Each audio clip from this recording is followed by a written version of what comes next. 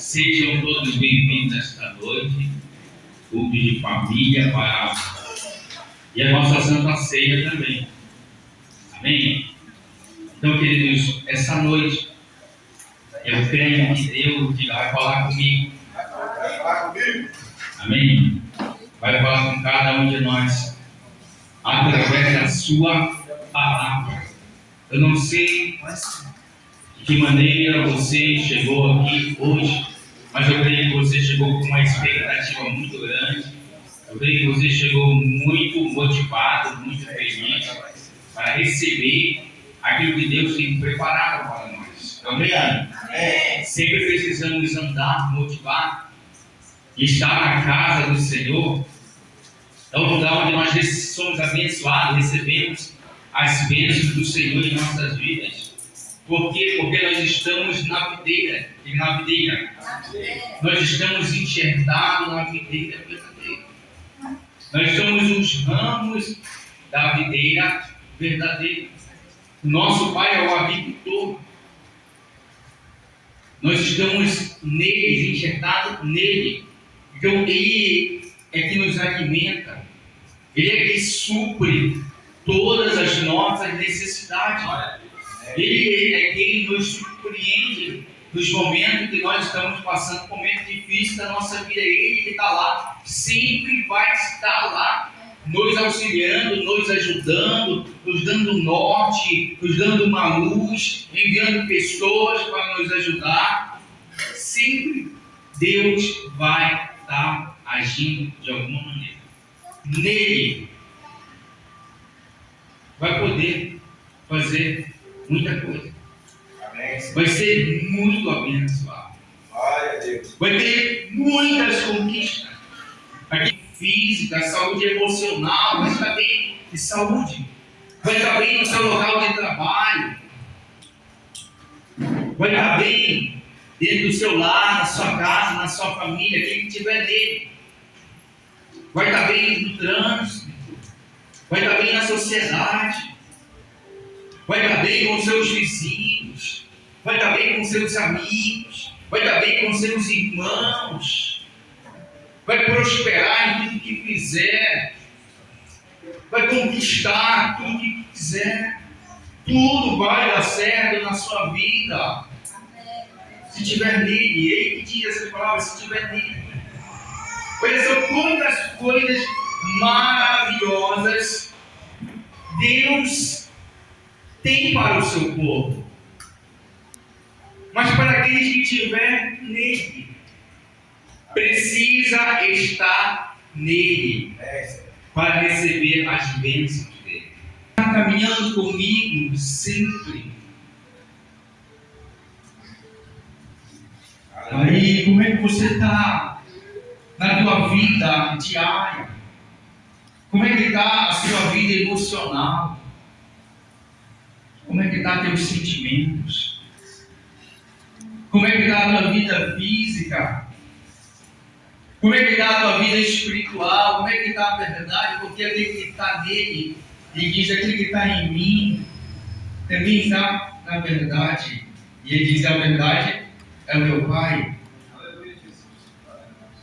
Aquele que está em mim, também está no meu Pai. Aleluia. Aquele que conhece a mim, também conhece o meu Pai. Como é maravilhoso estar nele. Quando ele reunia os seus discípulos e começava a falar o Evangelho, os discípulos, muitos deles, ficavam sem entender, sem compreender aquelas coisas, porque não eram coisas que vinham da terra, eram coisas do céu. Aleluia. A nossa vida nessa terra, diga nessa terra, a nossa vida nessa terra é um reflexo da nossa vida no céu. Porque a nossa vida no céu diz assim que Ele é do céu. Então a nossa vida na terra é o reflexo da nossa vida no céu. Antes de irmos para o céu, para a Nova Jerusalém, nós aqui nessa terra somos trabalhados, somos lapidados a ser comparados com Ele todos os dias. E ela falou uma palavra que trouxe essa mensagem de hoje. Ela falou sobre a árvore e a raiz da árvore. E quando nós estudamos sobre as árvores, a botânica, nós entendemos dois tipos de raiz. É uma que vai profunda na terra e outra que espalha sobre a terra. Algumas plantas, a resistência dela. Mas o Senhor lhe diz que Ele é a videira verdadeira, a qual é extraído dessa videira o suco da uva, a qual nós ceiamos. É da videira verdadeira que é extraído o vinho, o suco da uva, ao qual nós fazemos a Santa Ceia. E ele diz que Ele é a videira verdadeira, mas não no sentido que Ele é uma planta, mas no sentido que Ele é um Salvador nessa terra. É a falta da verdade.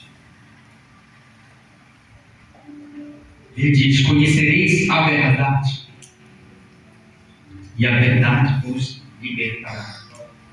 Então a falta da verdade, ela tem nos impedido a ser esse reflexo do nosso Deus maravilhoso nessa terra.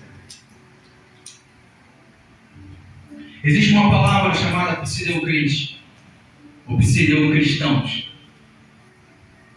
Essa palavra, a tradução dela é que pessoas têm falado que são cristãos, mas as suas práticas os condenam. São os pseudo-cristãos. Eles dizem que são crentes, eles estão na igreja, eles são frequentadores das igrejas, eles estão no altar, mas as suas práticas os condenam. São os pseudo-cristãos. Eles não são verdadeiros, não são autênticos. Na verdade, eles não conhecem a verdade. Quando Jesus caminhou, Ele escolheu 12 homens. E esses homens andaram com Ele 3 anos. E justamente na festa da Páscoa, ali na Santa Ceia, quando eles estavam ali ceando, antes de ir para Getsemane, ali estava entre eles um pseudo-cristão, ou pseudo-crente, como você achar melhor. Estava um ali entre eles. E estavam alguns que precisavam ali ser podados. Porque a videira verdadeira, Jesus diz bem assim, que tem alguns galhos que precisam ser retirados, mas tem alguns galhos que precisam ser podados. Nós somos os galhos, nós somos os enxertos. Mas então na equipe de Jesus tinha um que era um pseudo-cristão. E outros que eram galhos que precisavam ser podados para a Marte. Está lá em João 15. E o pseudo-cristão, ele sentava com Jesus, ele estava com Jesus, ele caminhava com Jesus, ele dormia ao pé de Jesus, mas ele nunca conheceu a verdade. Ele sempre foi um pseudo-cristão. Tem pessoas que vão caminhar o tempo todo na igreja, mas nunca vão se converter, porque as suas práticas os condenam. Não que Deus tenha excluído eles do céu ou da salvação, mas porque eles optaram não viver a verdade absoluta. Alguns são podados e outros são podados. A videira verdadeira e os ramos. Eu sou a videira verdadeira e meu pai é o agricultor. todo ramo que estando em mim não der fruto, ele o corta, diga corta. E todo o que dá fruto, para que produza mais fruto ainda. Vós já estáis limpos pela palavra que vos tenho falado. Permanecei em mim e eu permanecerei em vós. Como não podes o ramo produzir fruto de si mesmo, se não permanecer na videira, assim nem vós o podes dar, se não permanecer em mim. No versículo 5 diz: eu sou a videira, vós os ramos, quem permanecer em mim e eu nele, esse dá fruto, porque sem mim nada pode fazer. Se alguém não permanecer em mim, será lançado fora, à semelhança do ramo, e secará. E lançam no fogo e queimam. Se permanecer em mim e nas minhas palavras, permanecerei em vós. Pedis o que quiseres e vos será feito. Amém? Ninguém é glorificado, meu Pai. Nisto é glorificado meu Pai, em que deis muito fruto, e assim os tornes meus discípulos. Amém? Amém? Glória. Aleluia. Então, querido, quando o Senhor ele começa a falar para os discípulos essas palavras, ficou bem complicado para os discípulos compreenderem aquelas palavras. Ficou bem difícil. Porque eles caminhavam com Jesus, e Jesus disse que aqueles ramos que não dessem fruto, eles seriam cortados, eles seriam lançados fora, seriam lançados no fogo, mas aqueles que estavam dando seriam podados para dar muito mais frutos ainda. E aquilo era bem complicado para os discípulos compreender. Mas com o passar do tempo eles foram compreendendo. E eles foram não só compreendendo, mas eles foram praticando aquilo que eles aprendiam de Jesus. E o que dizia se eles estavam na videira ou não estavam na videira, justamente era o que eles estavam praticando ou o que eles não estavam praticando. Porque eles já aprenderam dele. Eles tinham um pai para ensinar, tinham um filho para ser exemplo na terra. E Jesus dizia que ele era a videira, então ele tinha que fazer tudo que a videira fazia. E o que a videira fazia? O que Jesus praticava? O que Jesus fazia? Qual eram as atitudes de Jesus? Qual eram as práticas de Jesus? Qual eram os exemplos de Jesus? Qual eram eles? Essa mensagem diz: ser o enxerto da videira para outros. Ser o exemplo de Jesus para outros. Ele diz: aquele que está em mim, aquele que está nele, conectado nele, aprendeu dele, aprendeu a ser o galho da videira, que pratica as boas obras. Quais são as boas obras, pastor? São frutos. Mas esses frutos não são qualquer fruto. Esses frutos são os frutos do Espírito, diga Espírito. E o fruto do Espírito, que está em Gálatas 5, 22, 23, ele menciona a bondade, a amabilidade, a caridade, a fraternidade, o domínio próprio. Ele ensina coisas boas. São os frutos do Espírito. Nesta terra, através da bondade, através da amabilidade, através do domínio próprio.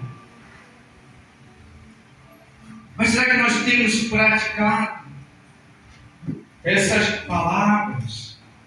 Ou nós temos falado que somos e não somos? O que nós somos? Porque quando Jesus ele falava para a multidão, e ali estavam os fariseus, ali estavam os mestres da lei, e ele dizia algumas mensagens que complicavam aqueles mestres da lei. Como um cego não pode guiar outro cego. E ali os fariseus, com toda a intelectualidade, conhecimento do Alcorão, conhecimento das leis, eles não conseguiam guiar pessoas para Deus. Se as pessoas que se dizem ser cristãos, eles estão dando mau exemplo e que quer que as pessoas possam seguir os bons exemplos, não tem como, porque ela é cega, aquela pessoa não pode guiar outra pessoa cega. É como um pai, é como uma mãe, que o cobrador bate na porta.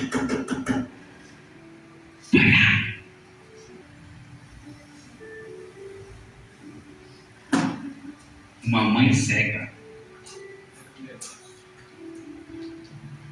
É o pai que chama palavrão na frente dos filhos e diz: não chama palavrão. Isso é feio. E o filho diz: mas por que o senhor chama? É o pai que mente, ou os pais, na frente dos filhos, e quando os filhos vão mentir, ele diz: não mente. Isso é feio. Porque eu sou teu pai, eu sou tua mãe. Pseudo-crentes. Dizem que são crentes, mas não são. Jesus conhecia aqueles homens. Jesus conhecia as suas práticas. E eles estavam reprovados. Jesus conhecia seus discípulos. E um deles estava reprovado. E outros precisavam ser podados. Talvez você está se identificando com o pseudo-crente. Mas eu vou ainda mais. Para você entender o quanto precisa ser tratado. Porque o seu tratamento precisa de uma pessoa igual a você. Você só conseguirá ser tratado quando Deus enviar pessoas que sejam igual a você ou pior que você.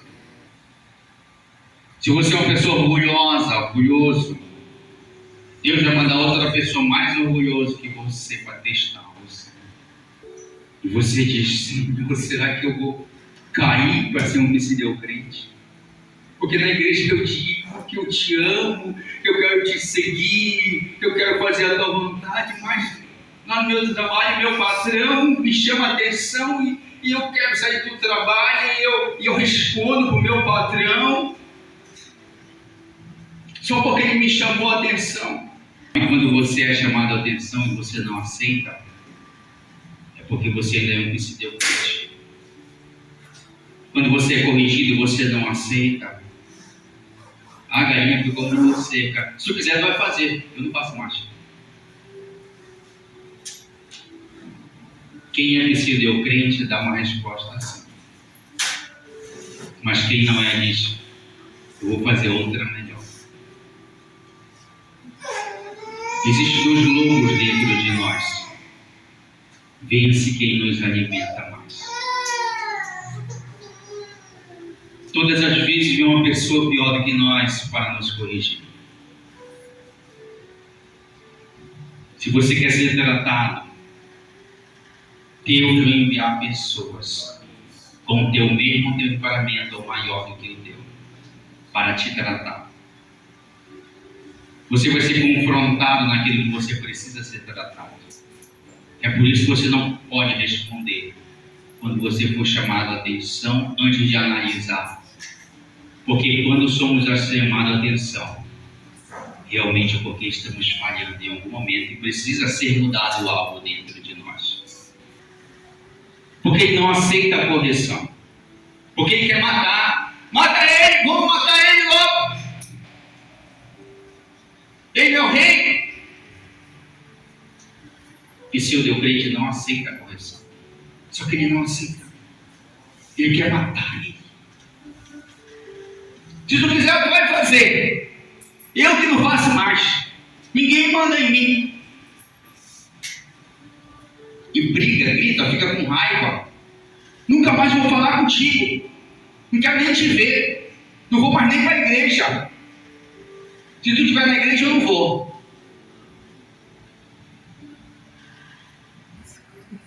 os teus inimigos e ora por aquele que te persegue. Amar os teus inimigos, Deus colocou eles na tua vida para te tratar. Pessoas que te confrontam, Deus colocou eles na tua vida para te tratar, porque tu é orgulhoso, uma orgulhosa, uma soberba, um homem que fica com raiva, uma mulher que fica com raiva por besteira. Deus coloca pessoas assim para tratar você.